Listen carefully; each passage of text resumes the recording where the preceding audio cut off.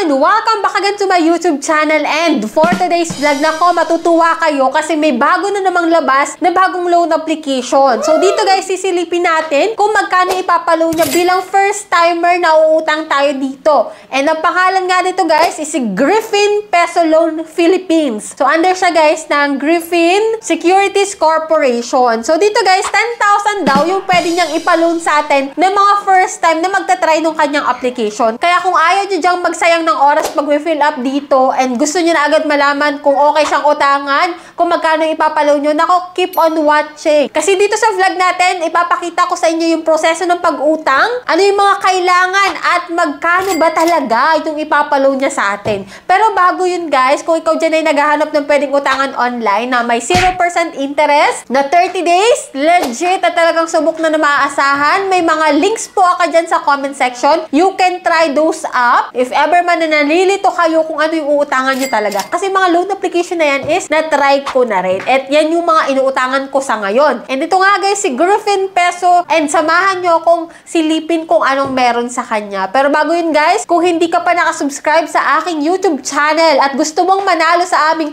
weekly GCash giveaway. So every Monday po, nag-a-announce po ako ng 5 lucky winners. 5 yung aking pinipili, kaya huwag kang mawawala ng pag-asa kasi marami pang Monday na susunod. At kung hindi mo pa alam kung sino yung nanalo ngayong week, i-check mo na yung video ko noong Monday kasi naka-insert doon yung 5 nanalo. And ngayon nga, ang gagawin mo lang is magsusubscribe ka sa aking YouTube channel, ilalike mo tong video na to at mag-iiwan ka ng comment dyan sa comment section. So, ganun lang kadali guys. And every last Monday of the month, may nananalo ng pa-cellphone giveaway. Kung ayaw mo ng cellphone, edi i-convert mo into cash. Pwedeng-pwede po yun. O, diba? So, dito manunod ka lang ng pwede mong utangan online, may chance ka na manalo sa pa-GCash at pa-cellphone giveaway. Ayan. At kung interesado ka naman na mangutang dyan online at nakita mo tong si Griffin Peso na bagong-bago, huwag mo muna siyang applyan. Panoorin mo to hanggang dulo.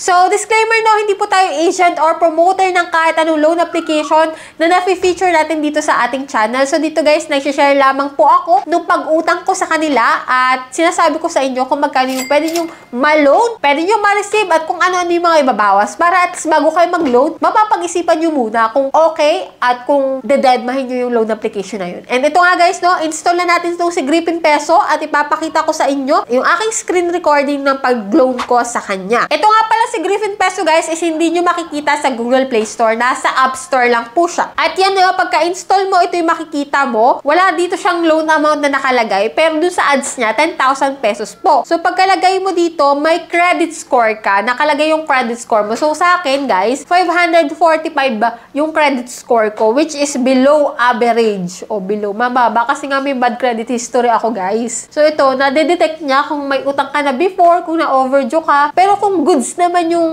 credit history mo is okay ka dito, no? So, yan, apply natin. And ito po yung mga fill upan dito, no? Personal information. After nun, guys, is work information, no? And yan, meron ditong credit standing. So, ilagay mo lang guys is no loan. And dito guys, sa emergency contact, 3 lang naman po yung kanilang hinihingi dito. And isipin mo kung sino yung 3 ilalagay mo kasi maaari nila yun i-text or tawagan, no? Para hindi ka na mag-worry, sino ba ilalagay mo talaga? And after nun guys, after mo mailagay yung contact information dito nga sa ID information, so ito yung pwedeng mga ID dito. Pero isa lang naman po yung ilalagay mo, no? So dito guys, pwedeng UMID, National ID, SSS, TIN, Passport, Driving License, postal ID, voter ID, and health card. Diyan po yung mga pwedeng ID dito. And after nun guys, picture ka lang and magpa-facial recognition ka. So, ganun lang kadali guys. And dito guys sa withdrawal information or bank information kung saan mo pwedeng ma-receive yung pera mo. Pwede dito guys sa GCash, PayMaya, GrabPay, and OmniPay. So, lagay mo lang dyan guys and babalik ka na sa ulit sa una at ito yung nakalagay dito, no? Griffin Pesos. Quota range is 25,000 pesos. 25,000 po yung maximum loan amount na may reference interest rate na 1%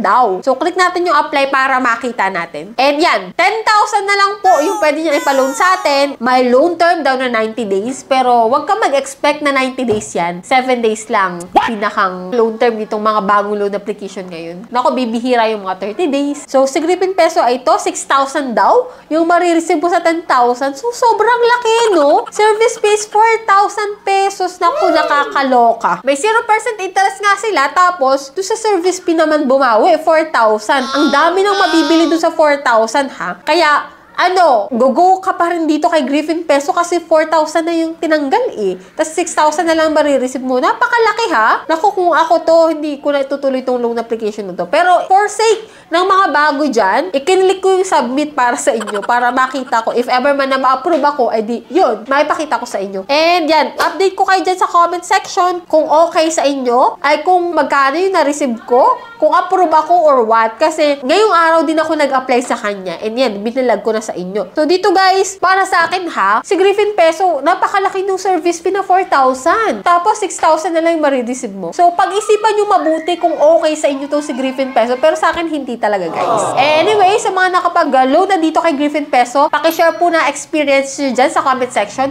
kung magkano yung nautang nyo at magkano yung na-receive nyo. Para magkaroon ng idea yung mga bago pa lang mag-apply. And that's it. Sa mga hindi pa dyan nakasubscribe sa aking YouTube channel, i-click nyo na po yung subscribe button. I-on nyo na rin po yung notification bell para updated kayo sa mga bagong utangan ngayon na naglalabasan. So, bye-bye na muna for now, guys!